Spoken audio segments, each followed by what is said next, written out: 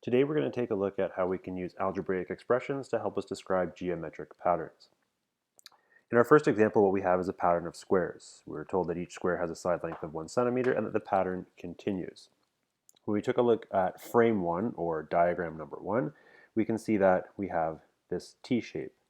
We take a look at frame 2, we can see how we've taken that T shape and it has been extended in some way. Same with frame 3 and frame 4. So what we want to do is basically create a T-chart to help us identify what the pattern is and how the pattern changes. Now, in this particular example, we're asked to find the perimeter of each frame and to use a table. So this is our same input-output table or term and value table that we've used in the past. The only difference is that for our terms, we're now calling them frames. So again, these words are interchangeable. And for our value, in this particular case, what we're talking about is the perimeter. So when we want to figure out the perimeter for frame number 1, we can simply start, and we're just going to put a little tiny tick mark here to keep track. So we've got 1, 2, 3, 4, 6, 7, 8, 9, 10. So the perimeter of our first frame is 10, or that's the value of our first frame. We can do a similar process for frame number 2. And what we're going to count out is a perimeter of 14. For frame number 3, we're going to count out a perimeter of 18. And for frame number 4, we're going to count out a perimeter of 22. Now, just like we've done in the past with strict number patterns or numeral patterns, we can look for a pattern in our value or in our output side of our table. In this particular case, we can say that the pattern starts at 10 and that we add 4 each time. Now, part B asks us to take this information and to graph it. I'm just going to do a really quick sketch. You might choose to do yours a little bit more precisely. But we know that we have our two axes. Across the bottom, we're going to identify the term. So we've got term 1, term 2, term 3, term 4. I've tried to space those as evenly as possible, but you can probably do a little bit more accurate job than I did. And going up the vertical column, what we have is the value. So we can start at 10, and then we're going to change by the same amount every single time, or we're going to use our value output for every single number. So we've got 18, and then we've got 22. And if we were to plot where these points meet, we've got a point there, we've got a point there, we've got a point there, and we've got a point there. And the key thing that we're looking for is that when we join these points together, we get a nice straight line. Because remember, when we're talking about geometric patterns or number patterns, we're talking about things that are linear or go in a straight line. Now, the bottom part of our page we want to take and we want to find out an algebraic expression that's going to work for any of our pattern values and our term numbers. So, because we are adding 4 every single time, that's what we want to start with. So we start with 4n. Then we want to see what we have to add to or subtract from that 4n in order to get our output or our value. In this particular case, so for term number 1, because we have 4n, so 4 times 1, what do we have to add to it or subtract to it in order to get 10? We have plus 6. We want to make sure that that works for term number 2 and term number 3, and we can see that that does just by doing some simple math. So we know that 4n plus 6 is going to be our expression. Now, finally, if we want to find out or determine the perimeter of the 25th frame, again, like we did in previous lessons, instead of making a input-output table that is 25 rows long, we can just use some math. So we know that our expression is going to be 4n plus 6. We can take that n and replace it with 25 because that's our term number. We've got to add that 6 on after the fact. And we can see, once we do again some simple math and calculations, that the perimeter of frame number 25 would be 106. All right, for example number 2, what we're using is the same geometric pattern, except this time we're looking to find the area of each frame. And actually one thing I'm just noticing, because I copied and pasted, is that says perimeter when it really should say area. So what we want to look for is how much space does each of those geometric patterns take up. So when we take a look at frame number 1 or diagram number 1, we can see that it has an area of 4 units. When we take a look at frame number 2 and count through those, we can see that it has an area of 6. Frame 3 has an area of 8, and frame 4 has an area of 10.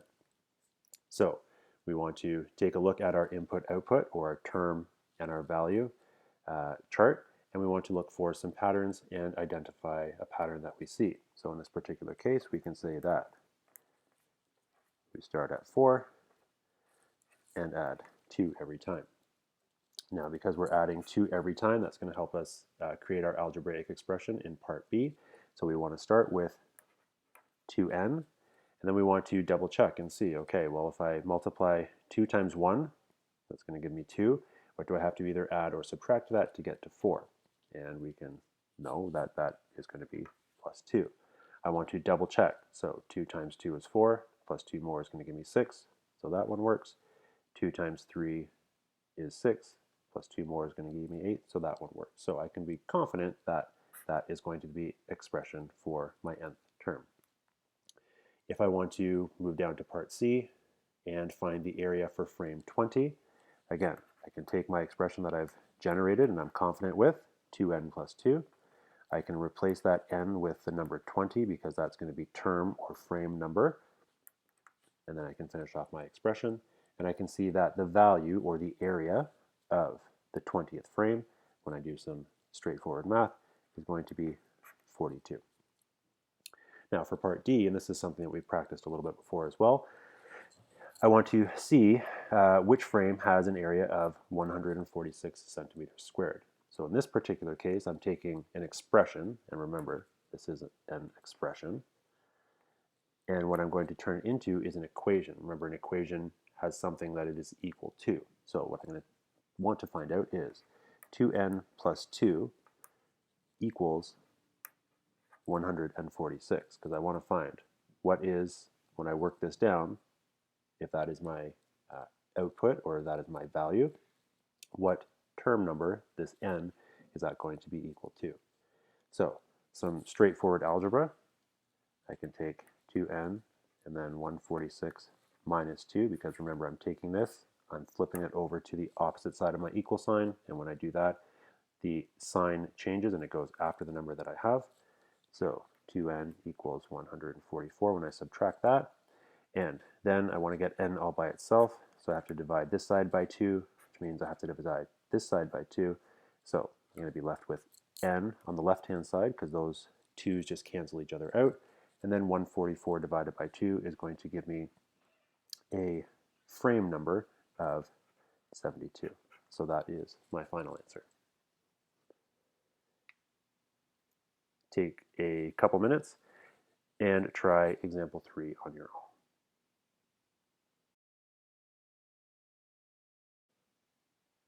All right, in example number 3, what we're looking at is a pattern that is made with toothpicks. So each of these little lines is representing one single toothpick, and we can see how that pattern changes as it goes from frame 1, 2, 3, and 4. So for term or frame number 1, what we, again, that story should be toothpicks. So for frame number 1, what we need to do is count how many toothpicks have created that shape. So we can just count 1, 2, 3, 4, 5, and we've got our 5 as our value. When we count for term 2 or frame number 2, we can see that we've got 12 toothpicks. Frame 3 is being created with 19 toothpicks, and frame 4 is being created with 26 toothpicks. So if we need to write a pattern rule, we can say that we start at 5 and we add 7 each time. And again, remember, that's adding 7 that's going to be important to help us generate our algebraic expression in part B. That 7 becomes our multiplier, and then we have to just figure out, do we add or subtract after the fact when we insert our frame into that n, or that nth degree. What do we have to do? Do we have to add or do we have to subtract, and by how much? So in this particular case, we find that an expression that will work for each of the terms and values that I've come up with so far or identified so far is 7n minus 2. When I use that expression down in the bottom part of my page, To find out the number of toothpicks in frame number 35, I can just enter that 35 into the frame or the term number, so that's where what is replacing that number, that letter N, sorry. And when I do some multiplying and some subtracting, I find that in that particular case there would be 243 toothpicks. If I wanted to find out the number of toothpicks in frame number 106, so again, if I was to think of taking my chart and extending it to 106 rows long, which would take forever, so this is obviously a lot faster and easier to do in the long run. I'm just going to exchange that 100 or replace that 106 where that n used to be, so those are replacing each other because again this is my variable, so this has the ability to change based on what my term number is or my frame number is. And when I do some multiplying and a little bit of subtracting, I find that in the 106th frame or the 106th diagram that I would have 740 toothpicks.